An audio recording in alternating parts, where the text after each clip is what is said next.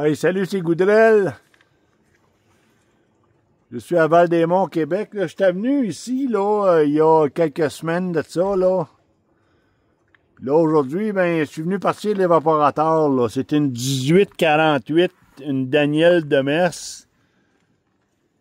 Elle boucane encore un petit brin, là, aujourd'hui, là. Comme c'est là, ça fait peut-être une minute et demie qu'on met du bois, là. Elle boucane encore, là. On est vraiment en basse pression. Puis ici, ben, on n'a pas de ventilateur là-dessus, là. Ça fait que là, j'ai ajusté la cire pour avoir à peu près 6,5. Je pourrais l'augmenter un petit brin, là, la cire, là, pour voir si je serais capable de faire pénétrer un peu plus d'oxygène, là. Mais comme c'est là, l'évaporateur a bouilli bien, là. On a eu un peu de difficulté au début à faire bouillir, là. Mais là, elle bouille super bien, là. La température en cheminée, elle se tient à peu près à 680, 700. Regardez, dans le contrôle du travail, là. La cire, là, on est à 6,5 comme c'est là. On le voit pas, là, à cause de la vapeur, là. Mais ça bouille super bien, là. On l'entend, hein. Fait que c'est ça, là. La petite Danielle Demers, là, moi, tant qu'à moi, elle fonctionne bien, là, comme ça. C'est sûr que quand il va arriver à une journée à haute pression, ça va être différent, là. Elle va bouillir encore mieux, puis la combustion va se faire encore mieux. C'est normal, hein? Basse pression, là, c'est tout le temps difficile, surtout quand tu n'as pas de ventilateur, là. Avec un ventilateur, ben là, le ventilateur te permet de tricher, d'y envoyer un petit peu plus d'oxygène, puis... Mais sans ventilateur, c'est un peu normal. Les journées de basse pression, là, ça bouille moins. Je vais juste vous expliquer ici, le vite fait, là,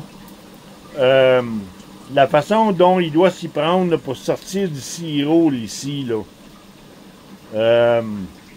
Il y a deux choix, il y a deux façons de le faire, là, avec un petit évaporateur de même.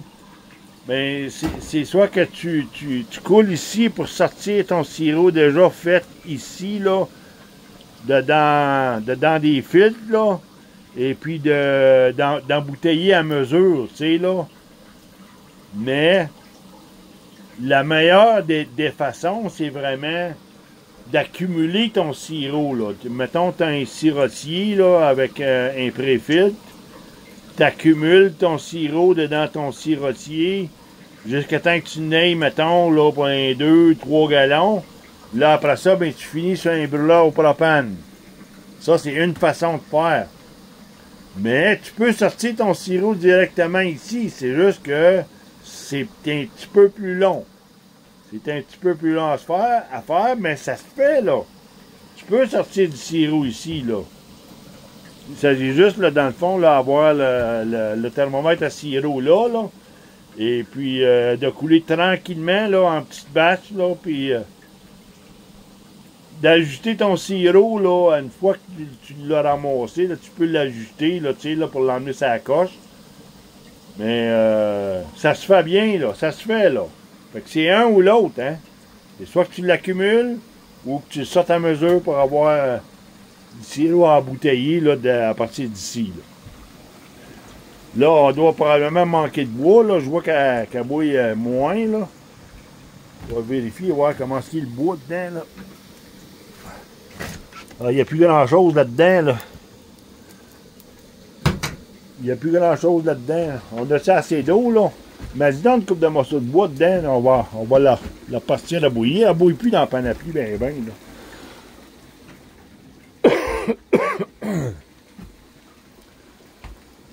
Fait que c'était ça la petite vidéo d'aujourd'hui, là. Je vais vous laisser là-dessus, là. On va mettre du bois dedans, là. On va y redonner un autre coup, là. Et puis, c'est ça, là. T'as baissé à 600, là. 600 quelque chose, là. Fait que... on va la repartir à bouillir, là, et puis... Fait que c'était ça la petite vidéo d'aujourd'hui. Je vous laisse là-dessus, une 1848. Petit évaporateur de soudure spécialisé, le Danielle Demers.